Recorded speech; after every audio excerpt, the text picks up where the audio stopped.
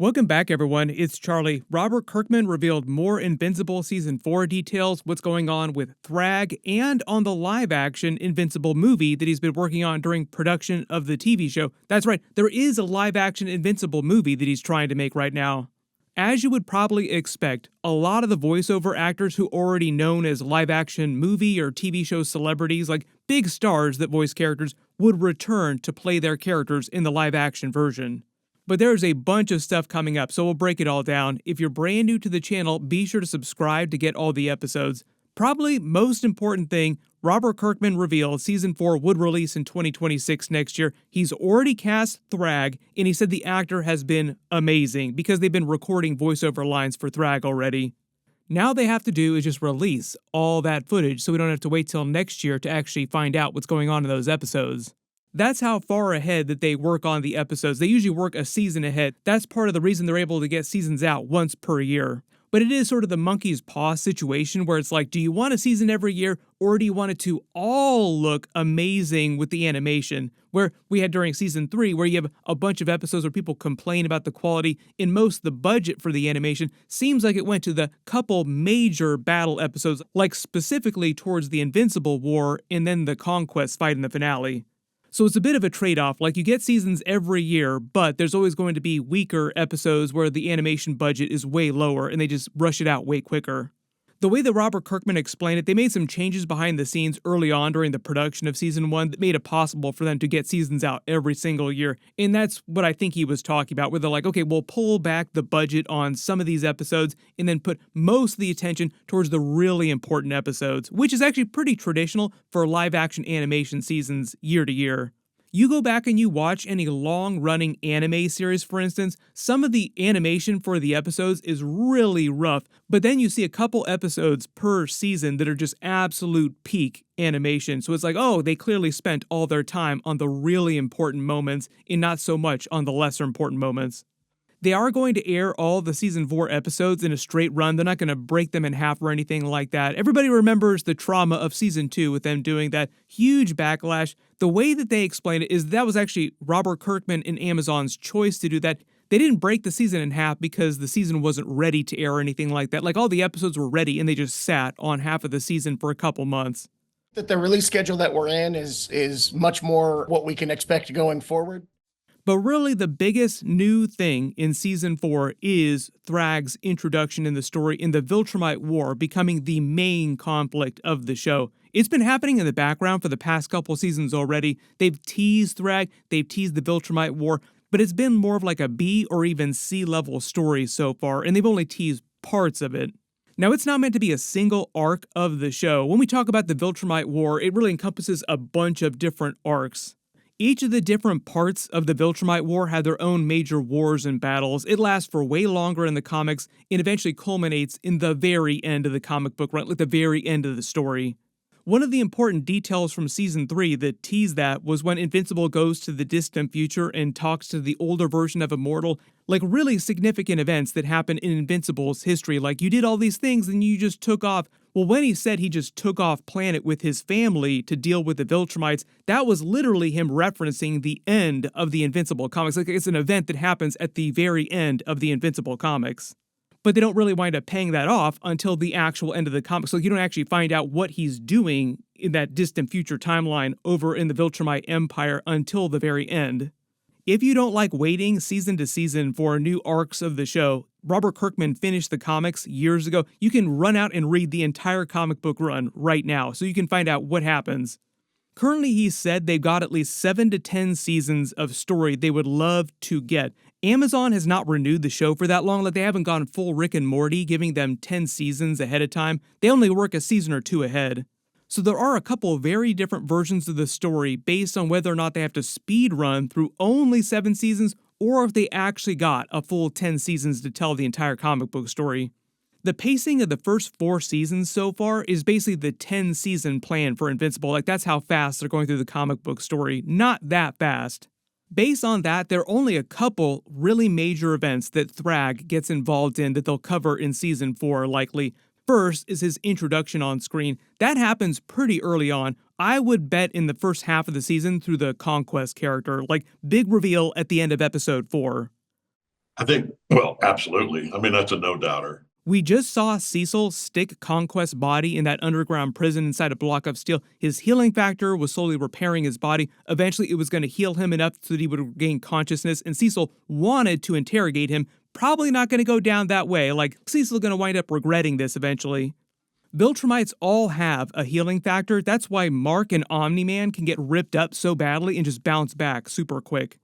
Based on the progression of the story, we'll probably see Conquest become conscious again at the very end of Season 4, Episode 1, and they'll just end the episode with either like a post-credit scene or just like an end tag scene of him immediately breaking out of prison and flying back through space, like just laughing maniacally as he flies off into space. Then they'll probably wait till the end of Episode 4 to explain where he went, and they'll show that he went to Thragg's ship to beg his forgiveness for failing to kill Mark and take over Earth. Kind of the same pacing that we got with Omni-Man's prison arc in Season 3. Like, you only got a few of those moments in the entire season, so we'll probably just get a little bit of Thragg in the season, like a couple major moments. First, Thragg being predictably pissed at Conquest for his failure early on. If you thought that Conquest was a maniac, like just terrifying, that great speech that Jeffrey Dean Morgan had about all the other Viltrumites being afraid of him, the only Viltrumite capable of humbling Conquest is Thragg, and that's pretty much how their reunion goes down. Begs his forgiveness for his failure, and Thragg gives him another chance to try and kill Mark, Omni-Man, their allies again, like Tech Jacket, who's teamed up with them. Like, the whole idea with the Coalition storyline is that they finally start putting together their superhero team to fight the Viltrumites, all the powerful people in the universe capable of killing Viltrumites. The other thing here, too, is that Thragg knows all about Omni-Man's escape from prison. Omni-Man kind of referenced that during Season 3, where, like, the Viltrumites will eventually figure out what happened here, but the reason why they're not doing anything is because there's only 50 of us pure-blooded Viltrumites in the universe, and they don't want the secret getting out. So at least right now, Thragg has just been sitting on the information waiting to move against Omni-Man and the Coalition. In the next major time that Thragg gets really involved in the story is like the first major war of the Viltrumite War itself. Likely at the very end of Season 4, the way they paced out Season 3. I love that. That's a question. Early theory based on that pacing is that Season 4, Episode 7 will be Thragg sending the Viltrumite army after the Coalition's home planet on Telescria, which they lay waste to, but because Omni-Man, Invincible, Alan the Alien, Thetis, who's also super jacked, Viltrumite, super powerful, and more of their allies they've assembled, like Tech Jacket, are there fighting with them, they're able to kill a bunch of Viltrumites and basically stop their army. Thetis then sends everyone to retaliate against the Viltrumites directly at their home planet of Viltrum in the final battle of Season 4, like Season 4, Episode 8, will be that battle at Viltrum. My other earlier theory is that they'll end Season 4, Episode 7 with a Thanos post-credit scene style from Avengers Age of Ultron where Thragg has a fine, I'll do it myself kind of moment and finally enters the battle himself in Episode 8. They just wind up opening Season 4, Episode 8 with Thragg showing up with the rest of the Viltrumites and absolutely just wrecking everyone, including Thetis himself and Omni-Man, who at that point in the comics is probably the second most powerful Viltrumite next to Thragg.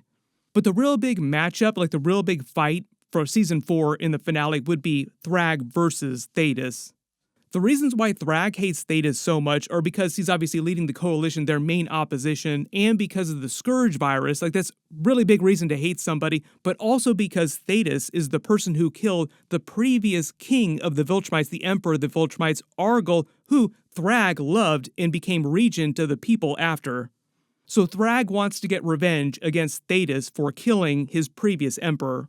But by the end of Season 4, if you're talking about Viltrumite power scaling, Omni-Man and Thetis are probably the next most powerful Viltrumites after Thragg, but it's not even close. Like, Thragg is way more powerful than both of them. My early theory for the post-credit scene in Season 4, Episode 8, like the final moment before they push into Season 5, will be teasing that Thragg and the other Viltrumites, after this battle at the planet Viltrum, have started flying to Earth, and all the Viltrumites are coming for Earth. There have been a lot of solid theories for who's voicing Thragg. He's meant to be younger than Conquest, but older than Omni-Man. My current picks are either Ron Perlman or Bryan Cranston, either going for more Breaking Bad people. Robert Kirkman said that he's been trying to get Bryan Cranston on the show since Season 1, but each season he turns him down. We will see if he's eventually successful. But it just feels like Thragg is such an important character in the storyline. If you're going to cast somebody big, it has to be an even bigger get than Jeffrey Dean Morgan for Conquest. This has been an immense joy. Side note too, if anybody's already started working on season 5 episodes, please let us know what's going on for science. When it actually comes to the live-action Invincible movie, Robert Kirkman said they're still trying to make it, but a lot has changed since they started when he signed his deal with Amazon to make the TV show in the first place. So the live-action movie was part of that initial conversation. The idea was they'd use the show to see how things went and test the interest level, and if things went well, they would try it in live action. But because it'd be Amazon doing it, they're a streamer, they're kind of like Netflix when Netflix makes movies. They mostly care about making movies for streaming, not for theatrical releases. Really good example of this is Henry Cavill with his Warhammer deal. So he signed on to make Warhammer TV shows and movies, but it's the TV show first, and they'll make Warhammer movies if the TV show stuff goes well. What has changed a lot in the last several years is that streamers have pulled way back on the way they spend on movies as opposed to TV shows. They like doing TV shows, they don't like doing movies so much. Really good example of this is the Russo brothers, who are in the middle of doing Avengers Doomsday and Avengers Secret Wars. Big Marvel stuff. They literally just released The Electric State on Netflix as a movie. It was a huge bomb, and they spent over $300 million making that movie. Amazon does not want to spend $300 million making a big superhero live-action movie when they feel like they could spend way less money and get all those same eyeballs, like all those same subscriptions, through another season of the Invincible TV show. When it comes to Omni-Man, though, don't you actually feel like Jeffrey Dean Morgan looks way more like live-action Omni-Man or like live-action Thragg? And don't you think that J.K. Simmons, who's amazing as Omni-Man in voiceover, looks way more like Conquest in live action? Personally, I feel like if he just leaned more into his sadistic side, like it'd be really easy for J.K. Simmons to do. He's great at being sadistic like that. He could be an amazing live action Conquest. What'll probably wind up happening, though, is we'll start getting some more Season 4 teasers by the end of this year. My expectation is that Season 4 episodes will be sometime around the summer next year. There's a bunch of stuff coming up. I did a video on all those post-credit scenes, end tag scenes, teasing Season 4 storylines. Click here to learn about all of those, and click here for my brand new Superman and Batman video. Thank you so much for watching, and I'll see you guys in the next one.